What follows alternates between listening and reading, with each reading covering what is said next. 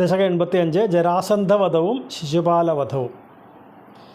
തതോ മഗധഭൂഭൃതാ ചിരനിരോധസം ക്ലേശിതം ശതാഷ്ടകയുധായുധ ദ്വിതയമീശ ഭൂമിഭൃതം അനാഥശരണായത്തെ കമപി പൂരുഷം പ്രാഹിണോത് അയാജത സമാഗത ക്ഷപണമേവ കിം ഭൂയസാ.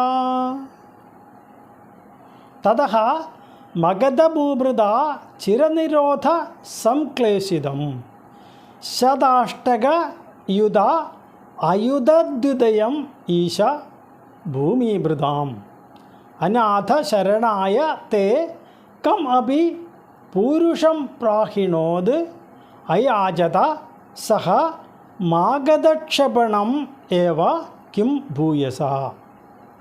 തതഃ പിന്നെ ഒരിക്കൽ മഗധഭൂഭൃത മഗധരാജാവായ ജരാസന്ധൻ ചിരനിരോധ സംക്ലേശിതം വളരെ കാലമായിട്ട് ബന്ധനത്തിൽ ഇട്ട് പീഡിപ്പിച്ചുകൊണ്ടിരുന്ന കുറച്ച് രാജാക്കന്മാർ എത്ര പേരുണ്ടായിരുന്നു?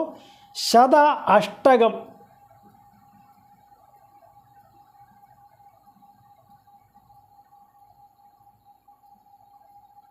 ശതം 100, അഷ്ടകം 8, 800 യുധ 800നോട് ചേർന്ന് അയുധദ്വിതയം. ആയുധം 10,000, ദ്വിതയം 2, 10,000 × 2 20,800 ഭൂമിഭൃതാം രാജാക്കന്മാരുണ്ടായിരുന്നു ആ കൂട്ടത്തിൽ. മഗധ രാജാവായിരുന്ന ജരാസന്ധൻ ബന്ധനസ്ഥരാക്കിയ 20,800 രാജാക്കന്മാർ അനാഥശരണായത്തെ മറ്റാരും ശരണമില്ലാതിരുന്ന അവർ കമവിപൂരുഷം പ്രാഹിണോത് ഒരു ദൂതനെ പറഞ്ഞ് ഭഗവാന്റെ അടുത്തേക്ക് അയച്ചു. എന്നിട്ട് അയാജത അവർ യാചിച്ചത് എന്തായിരുന്നു?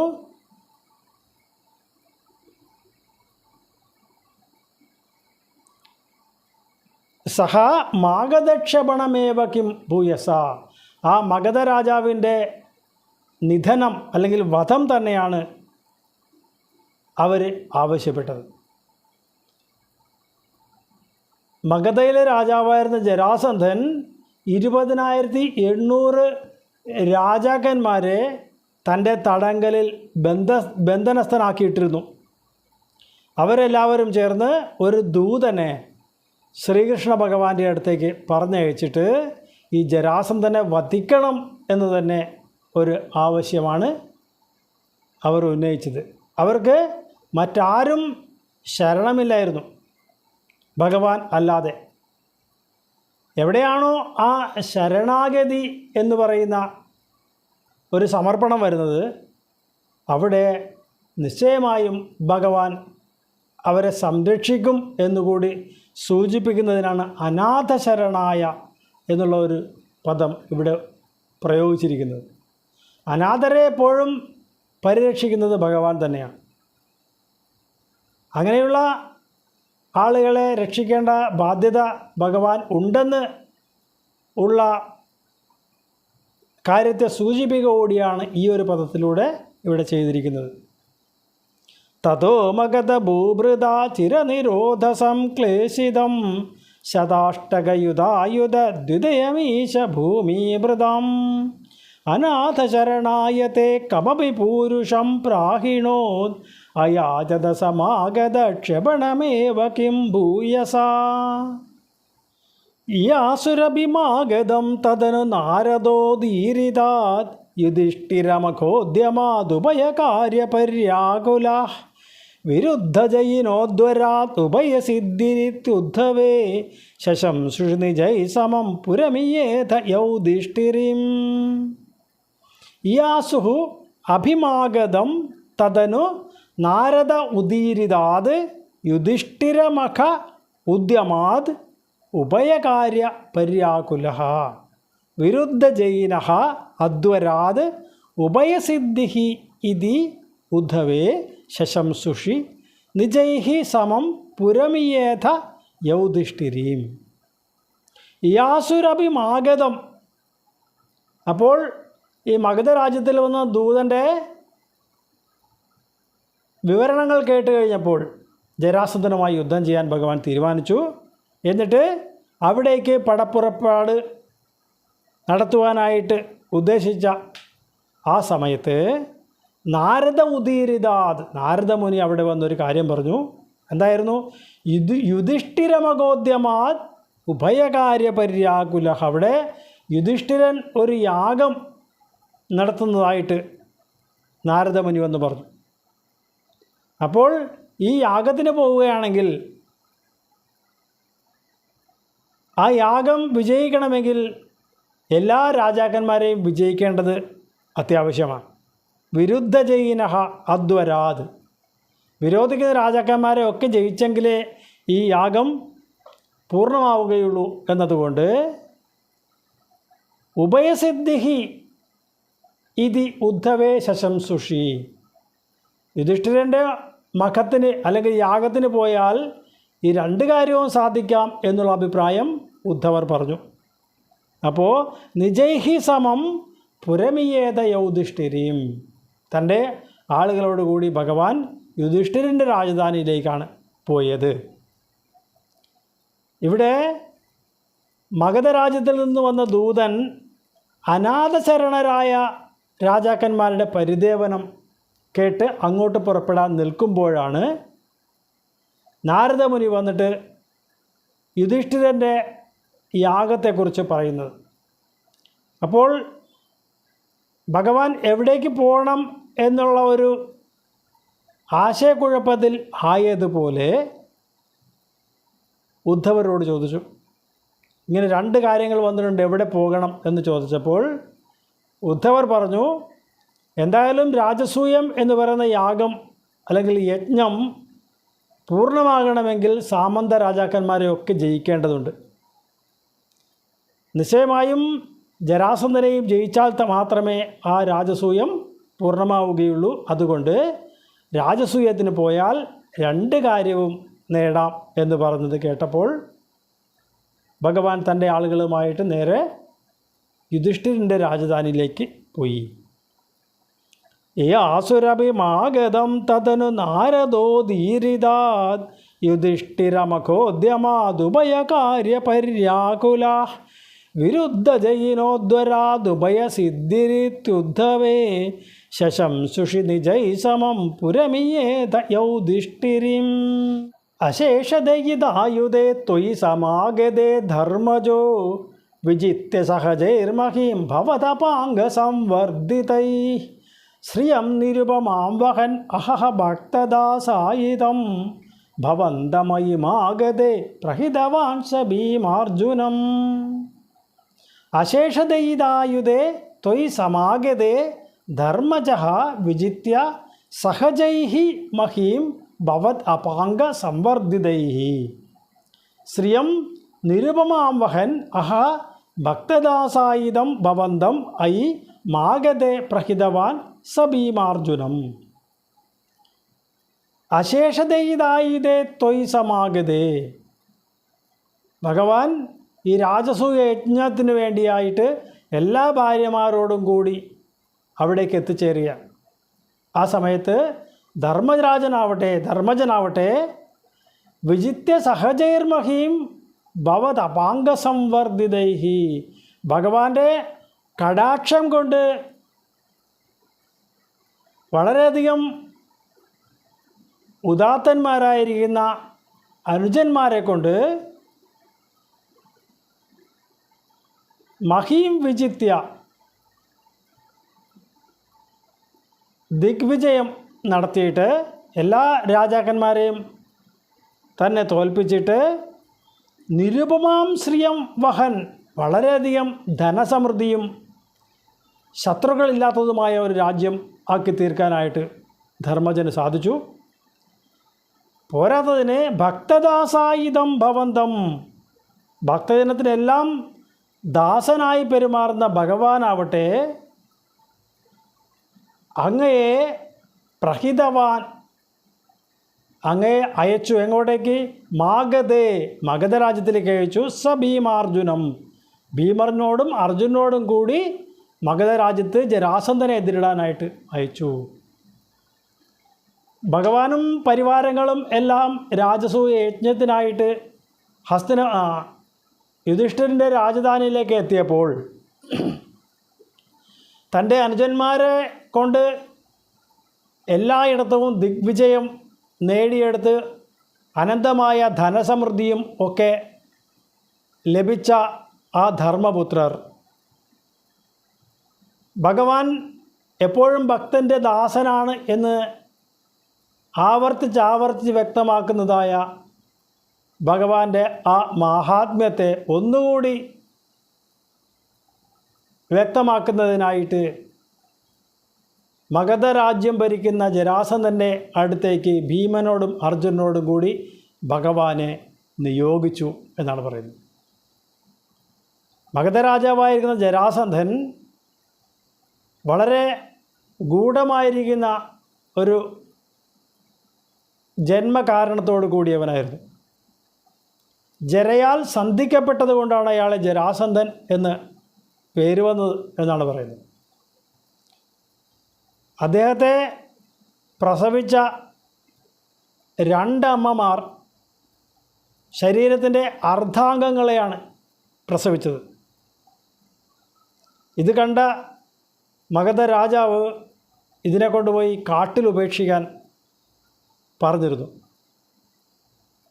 സേവകന്മാർ ഈ 2 ശരീരഭാഗങ്ങളും കൊണ്ടുപോയി കാട്ടിൽ ഉപേക്ഷിച്ചിട്ട് തിരിച്ചു പോന്നപ്പോൾ അവിടെ ജര എന്ന് പറയുന്ന രാക്ഷസി ഇങ്ങനെ കഴിക്കാൻ 2 മാംസക്കഷ്ണങ്ങൾ കിട്ടിയല്ലോ എന്നോർത്ത് സന്തോഷിച്ചുകൊണ്ട് ഇത് 2നെയും കയ്യിലെടുത്ത് ചേർത്ത് വെച്ചപ്പോൾ ആ മാംസപിണ്ഡങ്ങൾ ജീവനുള്ളതായി ഭവിച്ചു എന്നാണ് പറയുന്നത്. അങ്ങനെ ജരയാൽ സന്ധിക്കപ്പെട്ടതുകൊണ്ട് ജരാസന്ധൻ എന്നുള്ള പേര് ലഭിച്ചു എന്നാണ് പറയുന്നത്. വളരെ ശക്തിമാനായിരുന്നു ജരാസന്ധൻ. അദ്ദേഹത്തിൻ്റെ മരണം വളരെ വിഷമകരം തന്നെയായിരുന്നു എന്നാണ് പറയുന്നത്. ഏത് പ്രകാരത്തിലാണോ ആ ജന്മമുണ്ടായത് ആ പ്രകാരത്തിൻ്റെ വിപരീത രീതിയിൽ മാത്രമേ മരണം സംഭവിക്കുകയുള്ളൂ എന്നുള്ളത് വളരെ രഹസ്യവുമായിരുന്നു. എന്നാൽ ഈ രഹസ്യം അറിയുന്ന ശ്രീകൃഷ്ണ ഭഗവാൻ ഭീമാർജുനന്മാരുമായി അദ്ദേഹത്തെ യുദ്ധത്തിനായി ക്ഷണിക്കാനായിട്ട് പോവുകയാണ് ചെയ്തത്. അതും ഒരു തുറന്ന യുദ്ധത്തെക്കാൾ ഉപരി ഒരു ദ്വന്ദ്വ യുദ്ധമാണ് അവർ ചെയ്യണമെന്ന് ആഗ്രഹിച്ചത് ജരാസന്ധനോട്. എന്തായാലും ഭഗവാൻ എപ്പോഴും ഭക്തൻ്റെ ദാസനാണ് എന്ന് കാണിക്കുന്നതിനായി ഒരു ഉദാഹരണം കൂടിയായി ധർമ്മജൻ്റെ നിയോഗത്താൽ ഭഗവാൻ സ്വയം ഭീമാർജുനന്മാരോടുകൂടി മഗധ രാജ്യത്തേക്ക് പുറപ്പെട്ടത്.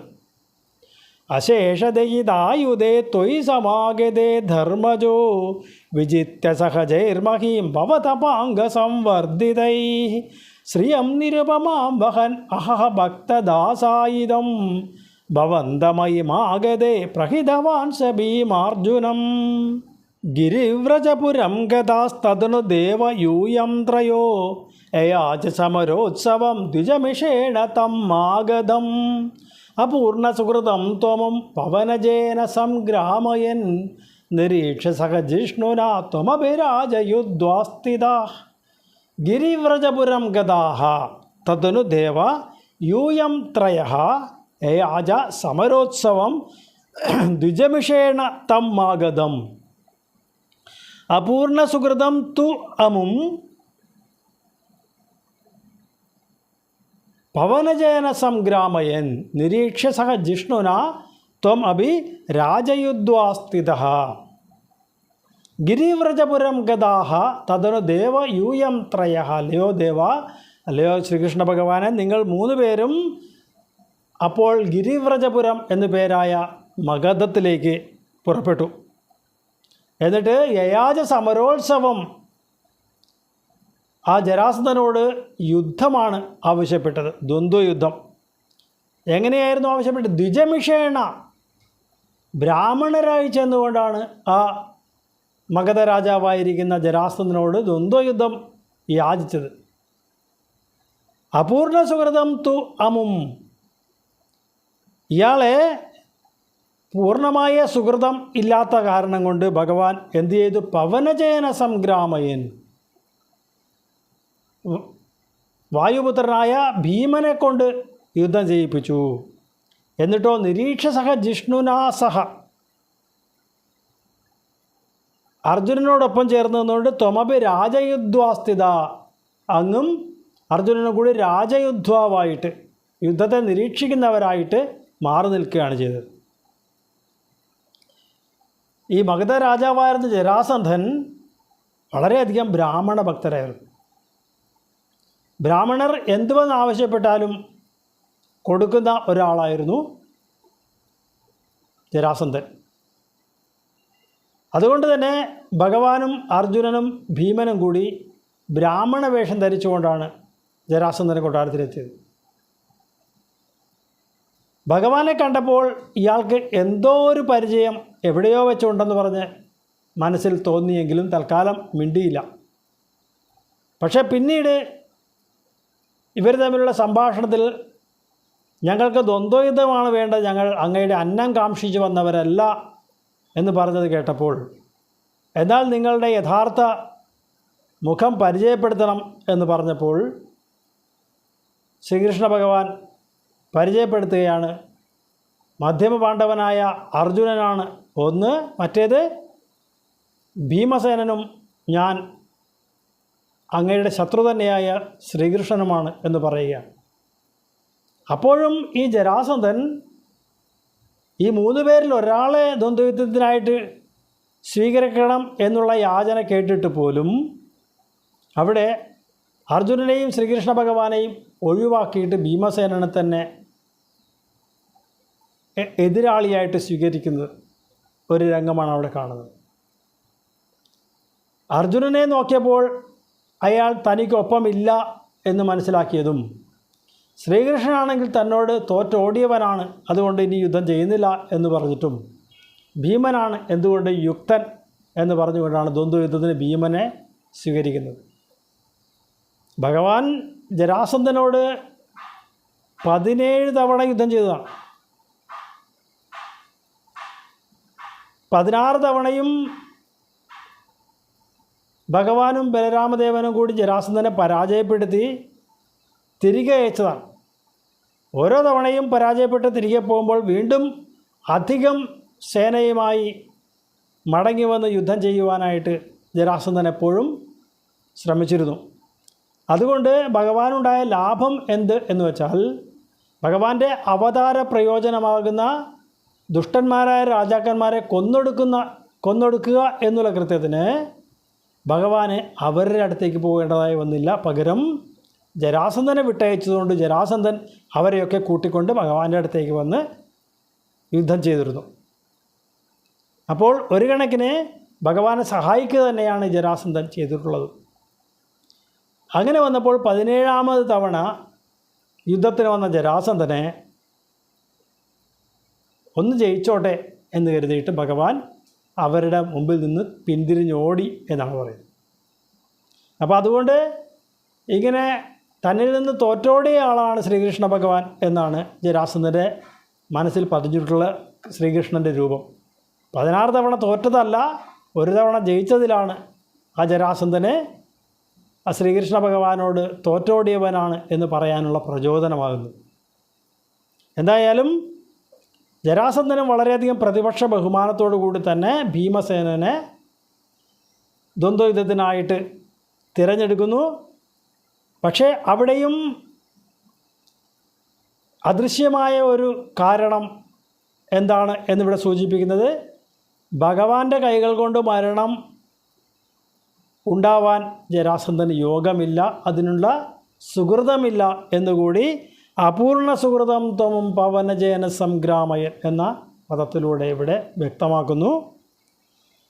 ഗിരിവ്രജപുരം ഗതാസ്തതനുദേവ യൂയം ത്രയോ യാജസമരോത്സവം ദ്വിജമിഷേണ തം ആഗതം അപൂർണ സുഹൃതം ത്വമും പവനജേന സംഗ്രാമയൻ നിരീക്ഷസഹ ജിഷ്ണുനാ ത്വമവിരാജയുദ്ധ്വാസ്ഥിതാ അശാന്തസമരോദ്ധതം വിടപപാടനാസജ്ഞയാ നിപാത്യജരസസുതം പവനജേന നിഷ്പാടിതം വിമുച്യ നൃപതീൻ മുദാ സമനുഗൃഹ്യ ഭക്തിം പരാം ദിദേശിതഗതസ്പൃഹാനപി ച ധർമ്മഗുപ്ത്യൈ ഭുവ അശാന്തസമരോദ്ധതം വിടപപാടന സംജ്ഞയാ നിപാത്യ ജരസസ്സുതം പവനജേന നിഷ്പാടിതം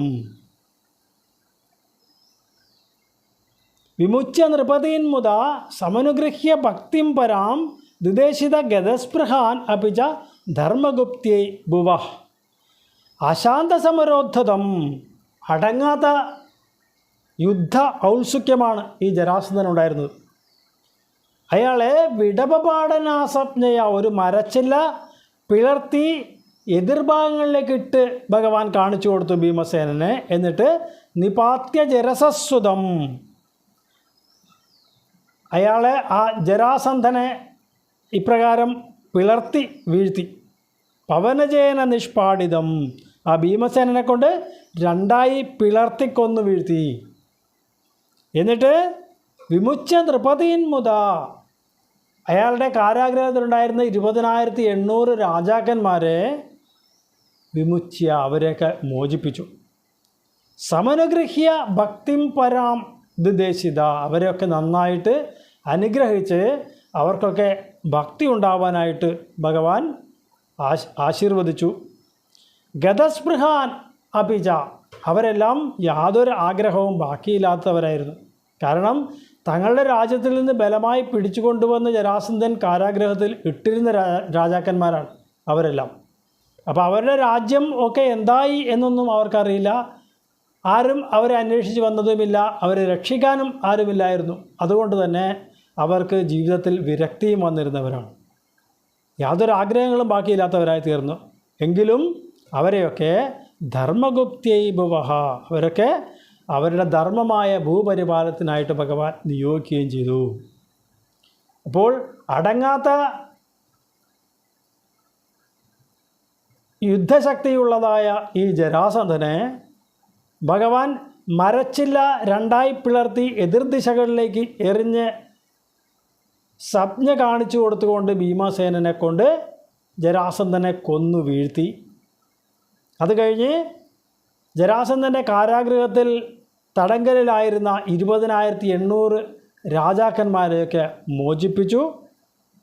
അവരെയൊക്കെ വളരെ സന്തോഷത്തോടുകൂടി ഭഗവാൻ അനുഗ്രഹിച്ച് അവർക്ക് വേണ്ട വിധത്തിലുള്ള ഭക്തിയെയൊക്കെ നൽകി.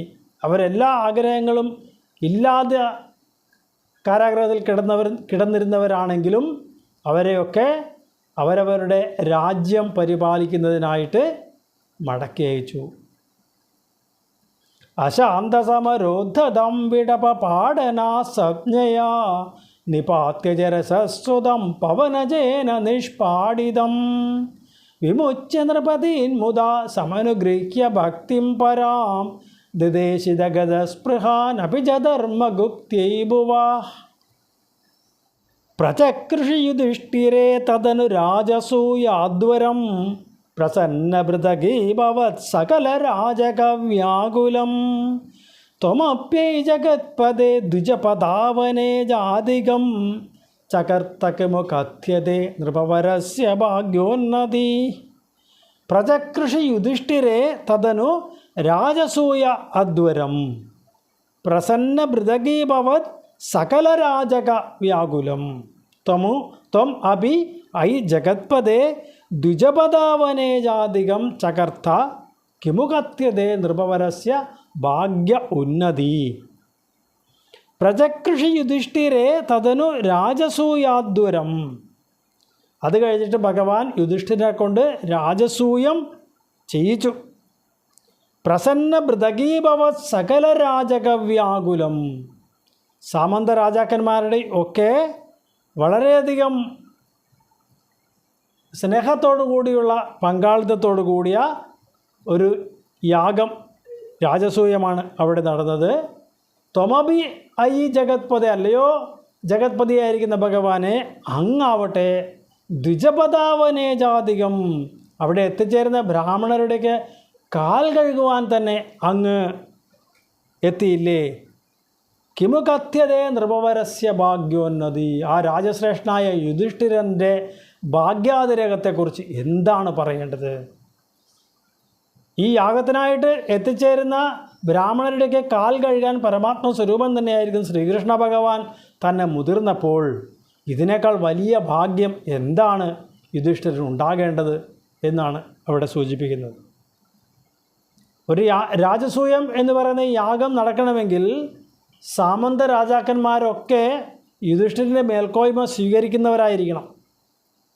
അവരെല്ലാം അവിടെ വന്ന് വളരെ സന്തോഷത്തോടുകൂടി രാജസൂയത്തിൽ പങ്കെടുക്കുകയാണ് യുധിഷ്ഠിരൻ്റെ യജ്ഞം വിജയിക്കുന്നതിനായിക്കൊണ്ട്. അങ്ങനെ ഇരിക്കെയാണ് ഭഗവാൻ സ്വയം അവിടെ എത്തിച്ചേരുന്ന ബ്രാഹ്മണരുടെ പാദം കഴുകുന്നതിനായിട്ടുള്ള ഒരു ഉത്തരവാദിത്വം ഏറ്റെടുക്കുന്നത്. ഇതിൽ പരം എന്ത് ഭാഗ്യമാണ് യുധിഷ്ഠിരന് ഉണ്ടാകാനുള്ളത് എന്നാണ് ഇവിടെ മേൽപ്പത്തൂർ ചോദിക്കുന്നത്. പ്രജകൃഷിയുധിഷ്ഠിരേ തദനു രാജസൂയാദ്വരം പ്രസന്നമൃതകീഭവത് സകല രാജകവ്യാകുലം ത്വമപ്യൈ ജഗത്പദേ ദ്വിജപദാവനേ ജാതികം ചകർത്തകമുകഥ്യതേ നൃപവരസ്യ ഭാഗ്യോന്നതി തതസ്സവനകർമ്മണി പ്രവരമഗ്രപൂജാവിധിം വിചാര്യ സഹ ദേവവാക് അനുഗതസ്യ ധർമാത്മജ വ്യദത്ത ഭവതേ മുദാ സദസി വിശ്വഭൂതാത്മനെ തദാ സസുരമാനുഷം ഭുവനമേവ തൃപ്തിം ദദൗ. തതഃ സവനകർമ്മണി പ്രവരം അഗ്രപൂജാവിധിം വിചാര്യ സഹ ദേവവാക് അനുഗതഃ സഹ ധർമാത്മജഃ വ്യദത്ത ഭവതേ മുദാ സദസി വിശ്വഭൂതാത്മനെ തദാ സസുരമാനുഷം ഭുവനം ഏവ തൃപ്തിം ദദൗ. തതഃ അനന്തരം സവനകർമ്മണി ആ യാഗത്തിൻ്റെ കർമ്മങ്ങളിൽ പ്രവരം ശ്രേഷ്ഠമായ അഗ്രപൂജാവിധിം അഗ്രപൂജയ്ക്കുള്ള സമയമായി. അപ്പോൾ ആരെയാണ് അഗ്രപൂജയ്ക്ക് പൂജിക്കേണ്ടത് എന്നുള്ള ഒരു ആലോചന നടന്നു. വിചാര്യ ധർമാത്മജ യുധിഷ്ഠിരൻ യോഗ്യരായ ആളുകളോടുകൂടി ആലോചിച്ചു. അപ്പോഴാണ് സഹദേവവാക് അനുഗതഃ പാണ്ഡവരിൽ ഇളയവനായ സഹദേവൻ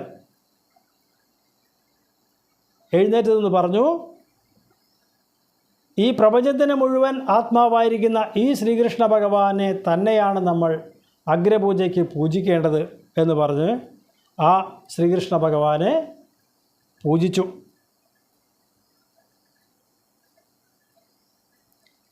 ഭവതേ മുദ വിശ്വഭൂതാത്മനെ ഭവതേ മുദ ഈ വിശ്വത്തിൻ്റെ മുഴുവൻ ആത്മാവായിരിക്കുന്ന ശ്രീകൃഷ്ണ ഭഗവാൻ സന്തുഷ്ടനായപ്പോൾ തഥാ ഭുവനമേവ തൃപ്തിം ദദൗ സസുരമാനുഷം അപ്പോൾ സുരന്മാരും അസുരന്മാരും മനുഷ്യരും എല്ലാവരും തൃപ്തരായി ഭവിച്ചു.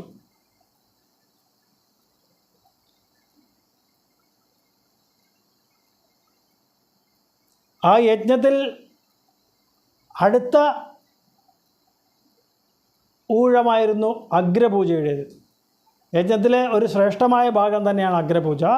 അവിടെ ശ്രേഷ്ഠനായ ഒരാളെ പൂജിക്കുക എന്നുള്ളതാണ് ആ യജ്ഞത്തിൻ്റെ വിധി. അവിടെ ആരെയാണ് പൂജിക്കേണ്ടത് എന്നുള്ള ഒരു ചർച്ച ധർമ്മജൻ യോഗ്യരായ ആളുകളുമായിട്ട് തീരുമാനിക്കുന്നതിനിടയിൽ പാണ്ഡവരിൽ ഇളയവനായ സഹദേവൻ ശ്രീകൃഷ്ണ ഭഗവാന്റെ പേരാണ് നിർദ്ദേശിച്ചത്. ആ ഒരു നിർദ്ദേശത്തെ അംഗീകരിച്ചുകൊണ്ട് ശ്രീകൃഷ്ണ ഭഗവാനെ അഗ്രപൂജ ചെയ്തു. ആ അഗ്രപൂജ കഴിഞ്ഞപ്പോൾ സസുരമാനുഷം ഭുവനമേവ തൃപ്തിം ദദൗ എന്നാണ് പറയുന്നത്.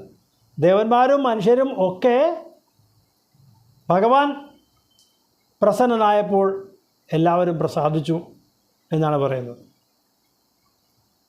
ഇവിടെ എല്ലാ സൽക്കർമ്മങ്ങളിലും ഭഗവാന്റെ പ്രീതിയാണ് നമ്മൾ നേടിയെടുക്കേണ്ടത് എന്നുകൂടി നമുക്കിവിടെ ഉപദേശിച്ചു തരികയാണ്. ഭഗവത് പ്രീതി ഉണ്ടായാൽ ബാക്കി എല്ലാവരും പ്രീതിപ്പെടും എന്നുകൂടി ഈ ഒരു ശ്ലോകം നമുക്ക് കാണിച്ചു തരുന്നു. തദസ്സവന കർമ്മണി പ്രവരമഗ്രപൂജാവിധിം വിചാര്യ സഹദേവവാക് അനുഗത സധർമാത്മജ വേദത്തഭവദേ മുദാ സദസി വിശ്വഭൂതാത്മനെ തദാ സസുരമാനുഷം ഭുവനമേവ തൃപ്തിം ദദൗ. തദസ്സപതി ചേതിപോ മുനിനൃപേഷു തിഷ്ഠത്സ്വഹോ സഭാജേതി കോ ജഡഃ പശുപതുർദുരൂഢം വടും ഇതി ത്വയ് സദുർവചോ വിദതി മുദ്വമൻ ആസനാത് ഉദാപതതുദായുധ സമപതന്നമും പാണ്ഡവാ. തതഃ സപതി ചേതിപഃ മുനിനൃപേഷു തിഷ്ഠത്സു അഹോ സഭാജേതി കഃ ജഡഃ പശുപദുർദുരൂഢം വടും ഇതി ത്വയ് സഹ ദുർവചോ വിദതിം ഉദ്വമൻ ആസനാത് ഉദായുധഃ സമപതൻ അമും പാണ്ഡവാഹ. തതഃ പെട്ടെന്ന് സപതി ചേതിപഃ ആ സമയത്ത് പെട്ടെന്ന് ശിശുപാലൻ മുനിനൃപേഷു തിഷ്ഠത്സു അഹോ ആശ്ചര്യം, അവിടെ മുനിമാരും രാജാക്കന്മാരും ഒക്കെ ഉള്ള ആ വേദിയിൽ വെച്ചിട്ട് ഈ ശിശുപാലൻ സഭാജേതി കഹ ജഡഃ പശുപദുർദുരൂഢം വടും, ഇടയനും ദുരാചാരനുമായിരിക്കുന്ന ഒരു ചെറുക്കനെ കഹ ജഡഃ സഭാജേതി ഏതൊരു കൊള്ളരുതാത്തവനാണ് പൂജിക്കുക എന്ന് ചോദിച്ചുകൊണ്ട് ഇതി ത്വയ് സ ദുർവചോ വിദതിം, ഇപ്രകാരം ഭഗവാനെ അത്യന്തം ജുഗുപ്സാവഹമായിട്ട് അധിക്ഷേപിച്ചും കൊണ്ട് ഉദ്വമൻ അയാൾ ഇപ്രകാരം തീ തുപ്പുന്നത് പോലെ ശകാരവാക്കുകൾ തുപ്പിക്കൊണ്ട് ഉദായുധഃ ആസനാത് ഉദാപതത്, അയാൾ ആയുധമൊക്കെ എടുത്തുകൊണ്ട് അയാളുടെ ഇരിപ്പിടത്തിൽ നിന്ന് ചാടി എഴുന്നേറ്റു. അപ്പോഴോ സമപതൻ അമും പാണ്ഡവാഹ, ഇയാൾക്ക് നേരെ പാണ്ഡവന്മാരും ഒക്കെ തയ്യാറായി വന്നു. യാഗത്തിൻ്റെ അഗ്രപൂജ നടക്കുന്ന സമയമായപ്പോൾ സഹദേവൻ്റെ വാക്കനുസരിച്ച് ശ്രീകൃഷ്ണ ഭഗവാനെ അഗ്രപൂജ ചെയ്തു. ഇത് കണ്ട ശിശുപാലന് പെട്ടെന്ന് ചാടി എഴുന്നേറ്റിട്ട് ഏതൊരു ബുദ്ധിശൂന്യരാണ് ഈ മാട്ടിടയനെ പിടിച്ച് അഗ്രപൂജ നടത്തുക എന്ന് പറഞ്ഞുകൊണ്ട് ഭഗവാനെ നിരന്തരം വാക്കുകളെ കൊണ്ട് ആക്രമിക്കുന്നവനായിട്ട് ഈ ശിശുപാലൻ തൻ്റെ ഇരിപ്പിടത്തിൽ ചാടി എഴുന്നേറ്റ് ആയുധവും ഉയർത്തിക്കൊണ്ട് വന്നപ്പോൾ പാണ്ഡവന്മാരൊക്കെ അയാൾക്ക് നേരെ പാഞ്ഞെടുത്തു. ഇവിടെ ഈ ശിശുപാലന് തൻ്റെ ജനനസമയത്തുണ്ടായ ചില കാര്യങ്ങൾ കൂടി ഇവിടെ സൂചിപ്പിക്കേണ്ടത് ആവശ്യമാണ്. ഈ ശിശുപാലൻ കുട്ടിയായിരുന്നപ്പോൾ ഇതിൻ്റെ മാതാവ് ഈ കുട്ടിയുടെ ശരീരത്തിൻ്റെ വൈകല്യങ്ങൾ മാറ്റുന്നതിനായിട്ട് പലരെയും സമീപിച്ചിരുന്നു. അപ്പോൾ ഈ കുട്ടിയുടെ വൈകല്യം ഇങ്ങനെ പലരുടെയും മടിയിൽ വെച്ചിട്ട് മാറ്റാനായിട്ടാണ് ഈ അമ്മ ശ്രമിച്ചിരുന്നത്.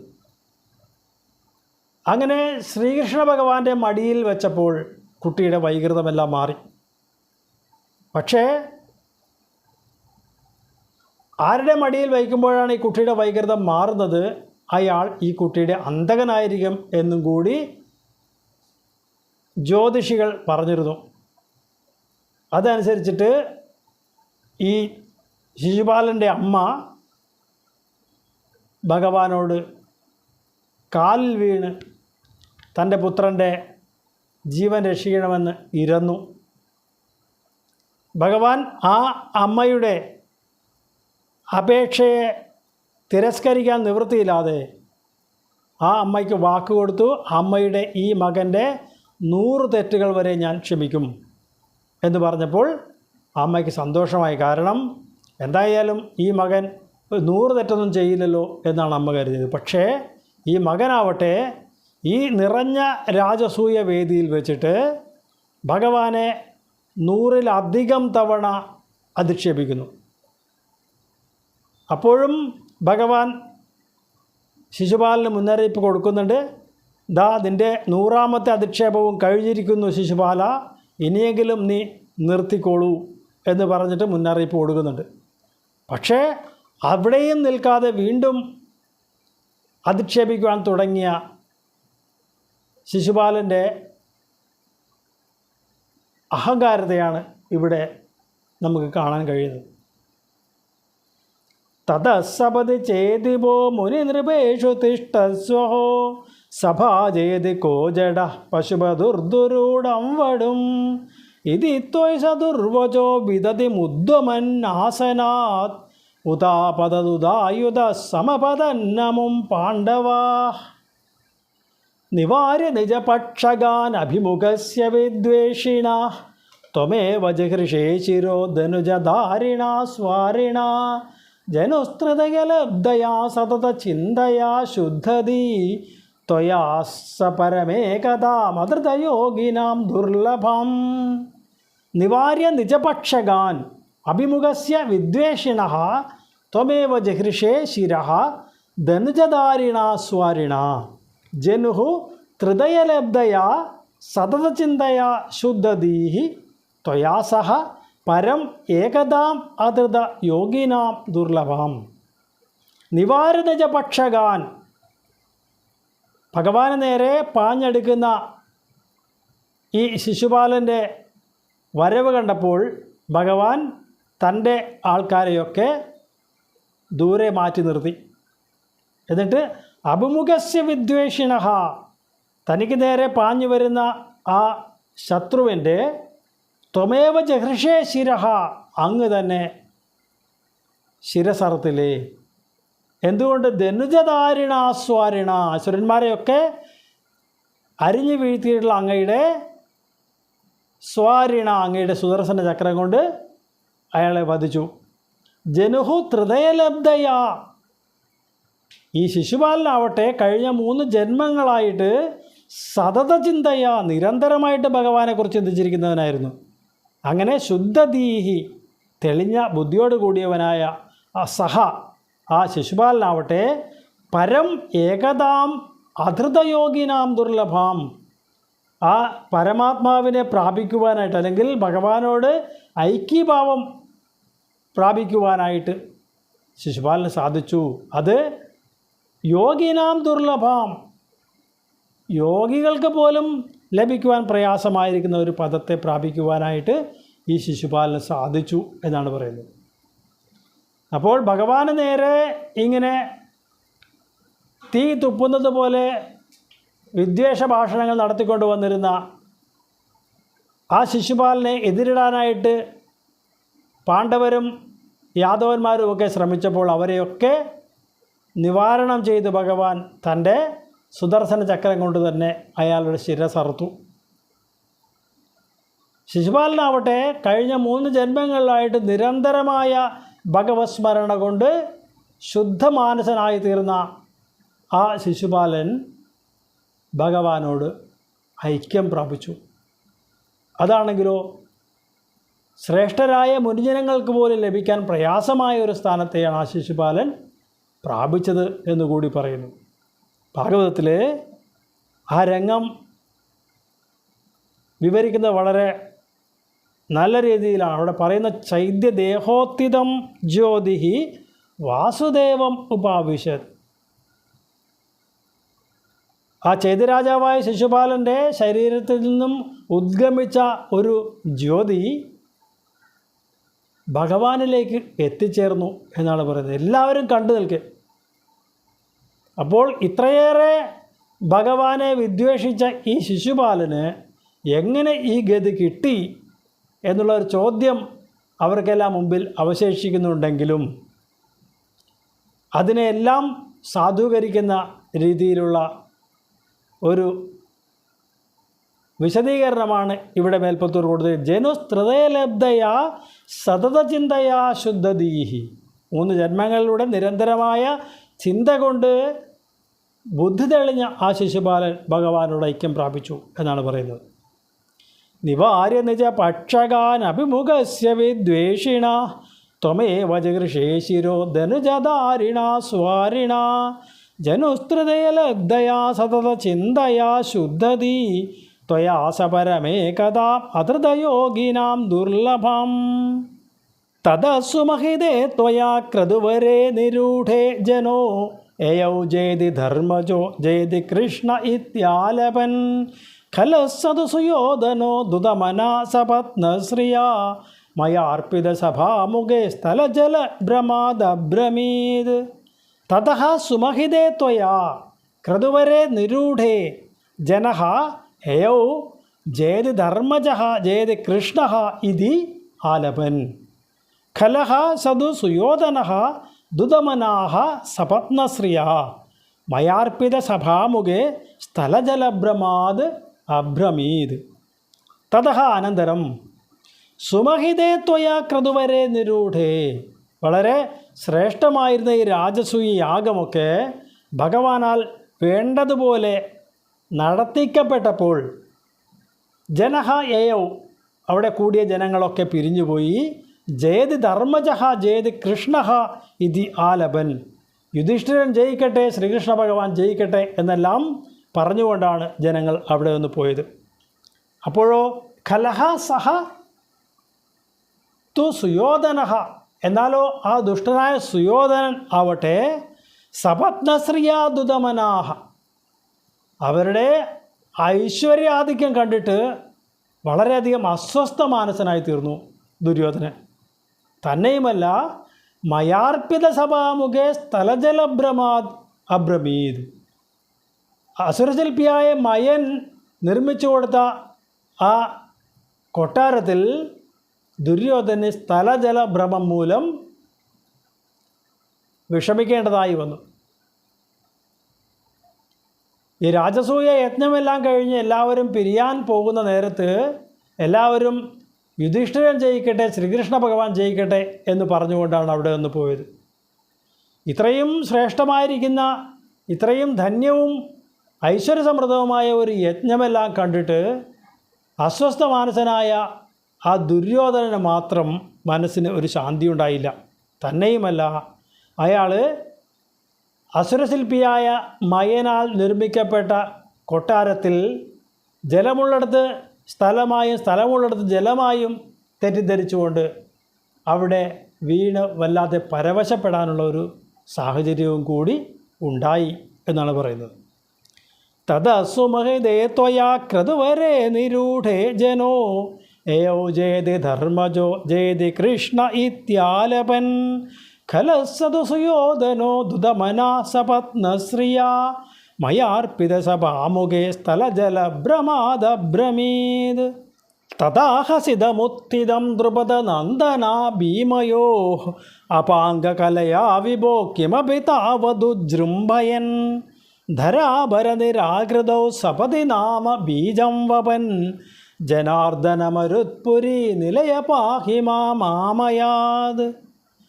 തഥാ ഹസിതമുത്ഥിതം ദ്രുപദനന്ദനാ ഭീമയോഃ അപാംഗകലയാ വിഭോ കിമപി താവത് ഉജൃംഭയൻ. ധരാഭരനിരാകൃതൗ സപതി നാമ ബീജം വപൻ. ജനാർദ്ദന മരുത്പുരി നിലയ പാഹിമാം ആമയാത്. തഥാ ഇപ്രകാരം സ്ഥലജലഭ്രമം മൂലം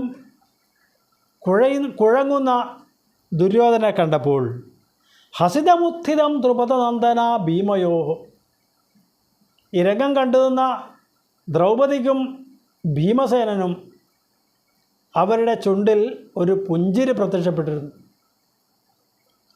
പക്ഷേ അപാംഗകലയാ വിഭോ കിമപി താവത് ഉജൃംഭയൻ. ഭഗവാൻ തൻ്റെ നോട്ടം കൊണ്ട് അവരുടെ ആ പുഞ്ചിരിയെ ഒരു പൊട്ടിച്ചിരിയാക്കി മാറ്റി. ധരാപരനിരാകൃതവും സപതി നാമ ബീജം വപൻ. ഈ ഭൂമിയുടെ ഭാരം ഇല്ലാതാക്കുന്നതിനുള്ള ഒരു ഉപായം എന്ന രീതിയിലുള്ള ഒരു വിത്തുപാകലായിരുന്നില്ലേ ഭഗവാനെ അങ്ങ് അപ്പോൾ ചെയ്തത്? അല്ലയോ ജനാർദ്ദന, മരുത്പുരി നിലയ പാഹിമാം ആമയ, അതെന്നെ എല്ലാ ദുഃഖങ്ങളിൽ നിന്നും രക്ഷിക്കണേ എന്ന് പറയുകയാണ്. ദുര്യോധനൻ മയനിർമ്മിതമായ ആ കൊട്ടാരത്തിൽ സ്ഥലജലഭ്രമം മൂലം കുഴങ്ങിയ ആ സമയത്ത് ഇത് കണ്ടുകൊണ്ട് നിന്നിരുന്ന ദ്രൗപദിയും ഭീമസേനനും ഒരു ചെറു പുഞ്ചിരി അവരുടെ ചുണ്ടുകളിൽ വിടർന്ന ആ രംഗം ധർമ്മപുത്രൻ മനസ്സിലാക്കി. അദ്ദേഹം ആംഗ്യം കൊണ്ട് അരുത് എന്നവരെ വിലക്കുകയും ചെയ്തു. പക്ഷേ ഇത് കണ്ടുനിന്ന ശ്രീകൃഷ്ണ ഭഗവാനാവട്ടെ ഒരു പൊട്ടിച്ചിരിച്ചുകൊണ്ട് അവരെയും ചിരിപ്പിക്കാനായിട്ട് പ്രേരിപ്പിച്ചു. വാസ്തവത്തിൽ ദ്രൗപദിയുടെ ഈ പൊട്ടിച്ചിരിയാണ് ദുര്യോധനൻ്റെ മനസ്സിൽ അടങ്ങാത്ത പ്രതികാരത്തിന് വിത്ത് പാകിയത് എന്നാണ് ഇവിടെ പറഞ്ഞിരിക്കുന്നത്.